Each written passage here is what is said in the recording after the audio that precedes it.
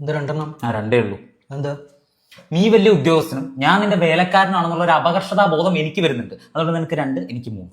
ഒന്നും അധികം കഴിച്ചാൽ തീരുവോ തന്റെ അപകർഷതാബോധം? തെറ്റല്ലേ പറയട്ടെ. താനാരാ എന്റെ ഭാര്യയോ? മരുന്ന് കഴിക്കാൻ പോകുള്ളൂ. രാവിലെ കഴിഞ്ഞാൽ അച്ഛൻ പറഞ്ഞു ജോലി ആയില്ല. രാത്രി കഴിഞ്ഞാൽ ഇത് തന്നെ ചോദിക്കും. ഈ രാവിലെ കിട്ടാത്ത സാധനം രാത്രി എവിടുന്ന് എടുത്ത് കൊടുക്കാനാ ഞാൻ? ജോലി കഴിവുള്ളവർക്ക് പറഞ്ഞിട്ടുള്ളടാ, നീ കഴിക്ക്. എടാ, ഈ നാട്ടിൽ ജോലി ഉള്ളവന്മാരെക്കാ കൂടുതലാണോ ജോലി ഇല്ലാത്തവന്മാര്? നീയൊക്കെ മൈനോറിറ്റി ആണോ? മനസ്സിലാക്കി. എന്നാ പിന്നെ ഞാൻ ജോലി രാജിവെച്ചോണ്ടിരിക്കാം. എന്റെ കിമ്പളം കൊണ്ടാണ് അവിടെ വണ്ടി ഓടുന്നത്, നീ വെട്ടി ഒഴുകുന്നതും. കോട്ടും ചൂട്ടും സകലെണ്ണം രാജാക്കന്മാരാന്ന് നിന്റെ വിചാരം. രാജ പദവിയും പട്ടിപ്പണിയടാ. ഓഫീസിൽ കയറിയാലേ ഞങ്ങളൊക്കെ ജീവനുള്ള കുറെ യന്ത്രങ്ങളാ.